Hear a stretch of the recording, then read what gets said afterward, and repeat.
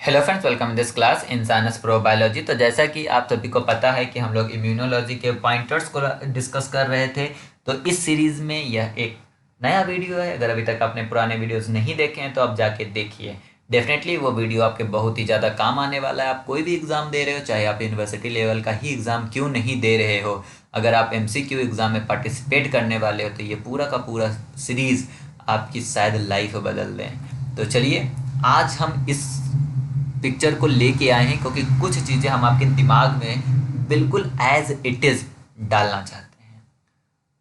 अभी तक हम लोगों ने बात करी थी कि जो हमारे ब्लड हैं, ब्लड के अंदर सेल्स होते हैं और वो सेल्स बनते कहाँ पे हैं? वो सेल्स हमारे बनते हैं बोन मैरो में। तो अगर आपसे क्वेश्चन कोई भी आंख बंद करके भी अगर क्वेश्चन पूछे कि ब्लड सेल्स कहाँ बनते हैं, शुरुआत कहाँ पे होती है ब्लड सेल्स की, तो बनने की शुरुआत, फॉर्मेशन होती है बोन मैरो में। बोन मैरो में क्या होता है आपका? प्लूरीपोटेंट हिमेटोपोइटिक स्टेम सेल होती है। याद रखिएगा कि बोन मैरो में क्या होता है। बोन मैरो में आपका प्लूरीपोटेंट हिमेटोपोइटिक स्टेम सेल्स होती है। बोन मैरो के अंदर देखो क्या क्या हो रहा। बोन मैरो के अंदर, ये हमने बात किया, बोन मैरो के अंदर एक कॉमन लिम्फॉइड प्रोजेनेटर सेल बनता है। क्या होता है? एक कॉमन लिम्फॉइड प्रोजेनेटर सेल्स बनता है जिसमें लिम्फॉइड लिनिएज के सेल्स बनते हैं। ठीक है। इसी के साथ आपका कॉमन माइलॉइड प्रोजेनेटर सेल्स बनता है, जिसके जो आपका कहाँ चला जाता है? ये माइलॉइड प्रोजेनेटर सेल्स आपका एरिथ्रोसाइट बनाने में या बाकी जितने भी सेल्स हैं इम्यून सिस्टम के, उनको बनाने में चला जाता है। अब माइलॉइड प्रोजेनेटर सेल्स दो तरीके से यहाँ पे, एक ग्रेन्युलोसाइट मैक्रोफेज प्रोजेनेटर सेल बनाता है और दूसरा मेगाकैरियोसाइट और एरिथ्रोसाइट प्रोजेनेटर सेल बनता है। ये सारी घटना घट किस में रही है? बोन मैरो के अंदर। देखो, बोन मैरो में प्लूरीपोटेंट हिमेटोपोइटिक स्टेम सेल्स होती हैं जो कि दो तरीके का सेल्स बनाता है। एक लिम्फॉइड प्रोजेनेटर सेल्स और दूसरा myeloid progenitor cells. Myeloid progenitor cells भी दो तरीके के सेल्स में बदल जाती है। एक ग्रेन्युलोसाइट मैक्रोफेजेस प्रोजेनेटर सेल्स और दूसरा मेगाकैरियोसाइट एरिथ्रोसाइटिक प्रोजेनेटर सेल्स। यहाँ से मेगाकैरियोसाइट या एरिथ्रोसाइटिक प्रोजेनेटर सेल्स जो होती है, यह इसमें से एक जो मेगाकैरियोसाइट्स होती है वो आपका प्लेटलेट्स बनाता है। क्या आपको देखना है कि मेगाकैरियोसाइट्स प्लेटलेट्स बनाता है। यहाँ पे एरिथ्रोसाइट प्रोजेनेटर सेल जो है आपका एरिथ्रोब्लास्ट और एरिथ्रोब्लास्ट से आपका एरिथ्रोसाइट बनता है। बट ये पूरा का पूरा सेल कहाँ पे है? आपका बोन मैरो के अंदर। बोन मैरो के अंदर से कॉमन लिम्फॉइड प्रोजेनेटर सेल्स जो है वो तीन तरीके का सेल्स बनाता है। बी सेल्स, टी सेल्स और नेचुरल किलर सेल्स, और इसी के साथ आपका इमेच्योर डेंड्राइटिक सेल भी बनाता है। कॉमन माइलॉइड प्रोजेनेटर सेल्स जो होती है वह भी आपका इमेच्योर डेंड्राइटिक सेल बनती है। मतलब डेंड्राइटिक सेल्स आपका दोनों तरफ से बनता है, लिम्फॉइड प्रोजेनेटर और माइलॉइड प्रोजेनेटर से। मतलब डेंड्राइटिक सेल्स आपका इनेट और एडॉप्टिव इम्यूनिटी दोनों में पार्टिसिपेट करता है। दोनों के बीच का कहीं ना कहीं ब्रिज है। अब अगर आप बात करोगे ग्रेन्युलोसाइट मैक्रोफेज प्रोजेनेटर सेल्स की, तो यह ब्लड में जाके, ऊपर अभी बोन मैरो की बात हो रही थी, अब हम ब्लड की बात करते हैं। ब्लड में जाके ग्रेन्युलोसाइट्स बनाता है। ग्रेन्युलोसाइट्स मतलब the cell which have a granules, और दूसरा उधर आपका कुछ सेल्स ग्रेन्युलोसाइट बनाता है। ग्रेन्युलोसाइट को हम पॉलीमॉर्फोन्यूक्लियर ल्यूकोसाइट्स भी बोलते हैं, जिसमें आपका न्यूट्रोफिल्स हैं जिसके ग्रेन्यूल्स न्यूट्रल होते हैं। दूसरा आपका इओसिनोफिल है जिसके ग्रेन्यूल्स एसिडिक होते हैं। तीसरा आपका बेसोफिल्स है जिसके ग्रेन्यूल्स आपके कैसे होते हैं? जिसके ग्रेन्यूल्स आपके बेसोफिल्स होते हैं या बेसोफिलिक होते हैं। फिर एक मास्ट सेल होता है जो कि अननोन प्रिकर्सर से है, और एक मोनोसाइट जो कि अग्रेन्युलोसाइट्स हैं। तो जो आपका ग्रेन्युलोसाइट या मैक्रोफेज प्रोजेनेटर सेल्स हैं, इनका आपका क्या होता है? इनमें ये आपके दो तरीके के सेल्स बना रहे हैं, ग्रेन्युलोसाइट और अग्रेन्युलोसाइट। ग्रेन्युलोसाइट में तीन है, न्यूट्रोफिल्स, इओसिनोफिल्स, बेसोफिल्स, और अग्रेन्युलोसाइट्स में आपका मास्ट सेल्स और मोनोसाइट्स। याद रखिएगा, ये ब्लड की बात हो रही है। ब्लड में क्या क्या है अब देखो, B cell, T cell, NK cell, dendritic cell, neutrophils, eosinophils, basophils, mast cell, monocyte, platelets और एरिथ्रोसाइट्स। यहाँ पे ध्यान देना है, डेंड्राइटिक सेल में इमेच्योर डेंड्राइटिक सेल्स हैं और unknown precursor of mast cell है। जैसे ही आप आगे फ्लिप होते हो तो आपका ये जो यहाँ का है B cell, T cell, NK cell, B cell, T cell, NK cells, इनकी क्या खास बात है, ये तीनों आपके मतलब ये आपके डिफेंस में ज़्यादा यूज़ होते हैं और डिफेंस में यूज़ होने के लिए इनको एंटीजन की ज़रूरत होती है। जब एंटीजन मिलेगा तभी ये काम करेंगे। दैट इज़ रीज़न यह लिम्फ नोड में चले जाते हैं और लिम्फ नोड को हम सेकेंडरी इम्यून सेल्स मतलब इम्यून प्लेस बोल सकते हैं या सिस्टम बोलते हैं, सेकेंडरी इम्यून सिस्टम। यहाँ पे जो आपका बोन मैरो था वो primary lymphoid organ, primary immune organs हैं। प्राइमरी इम्यून ऑर्गन में बोन मैरो के अंदर जो है B cell, T cell, NK cells का फॉर्मेशन हो रहा है और सेकेंडरी इम्यून सिस्टम या सेकेंडरी इम्यून ऑर्गन्स में, लिम्फॉइड ऑर्गन्स में वो एनकाउंटर ले रहे, किससे ले रहे हैं, आपके एंटीजन के साथ।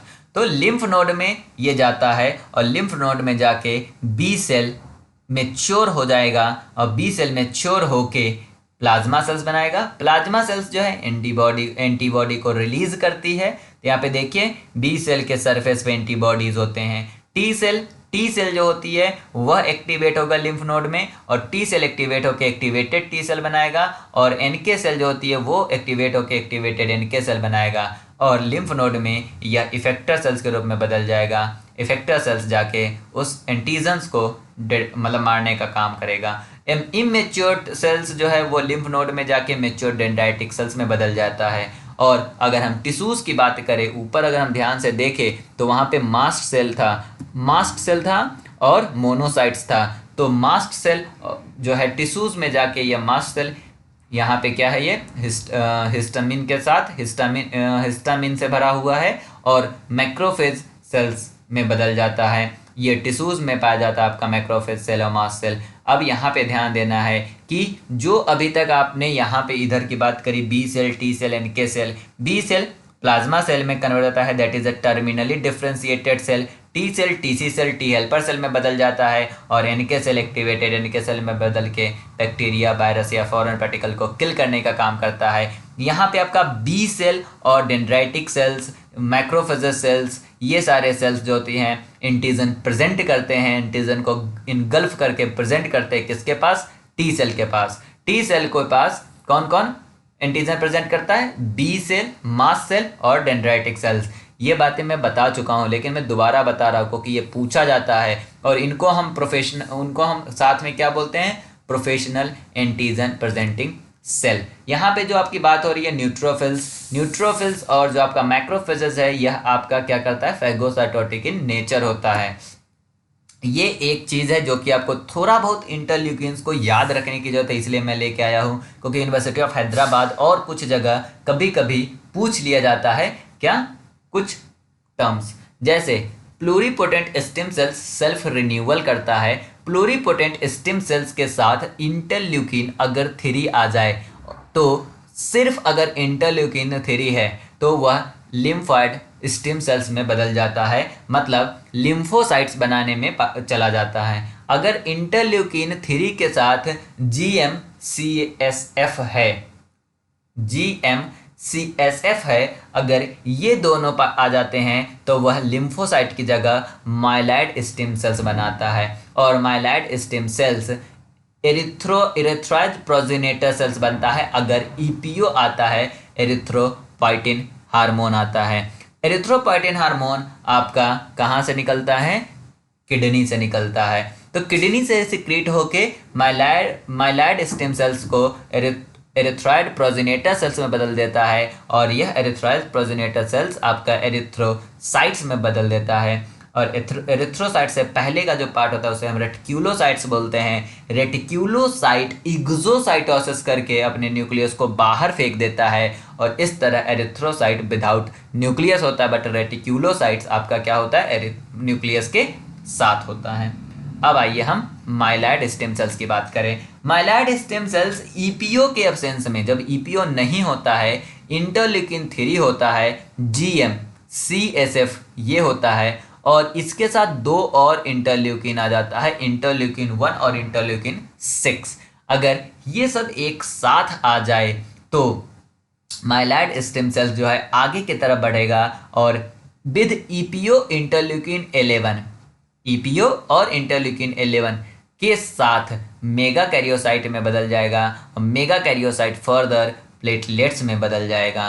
वहीं पे ये अभी नहीं पता है कि बेसोफिल प्रोजेनेटर सेल्स कैसे बनता है, कुछ तो होता है, that is undiscovered, that is a research topic. अगर आप चाहते हो इम्यूनोलॉजी में रिसर्च करना तो आप इस पॉइंट पे जाके हिंट मार सकते हो कि यहाँ पे कौन सा इंटरल्यूकिन या कौन सा मॉलिक्यूल पार्टिसिपेट करता है जिससे कि यह आपका myeloid stem sales basophilic progenitor बनाता है। बट बेसोफिलिक प्रोजेनेटर बनने के बाद 2 कंडीशन आ सकते हैं, एक इंटरल्यूकिन 4 और एक इंटरल्यूकिन 9। अगर इंटरल्यूकिन 4 आता है तो वो बेसोफिल्स बनाता है, अगर इंटरल्यूकिन 9 आता है तो वो मास्ट सेल में कन्वर्ट हो जाता है। इंटरल्यूकिन 5 आता है तो इयोसिनोफिल प्रोजेनेटर बनता है, इंटरल्यूकिन 5 से आपका इयोसिनोफिल्स बनता है।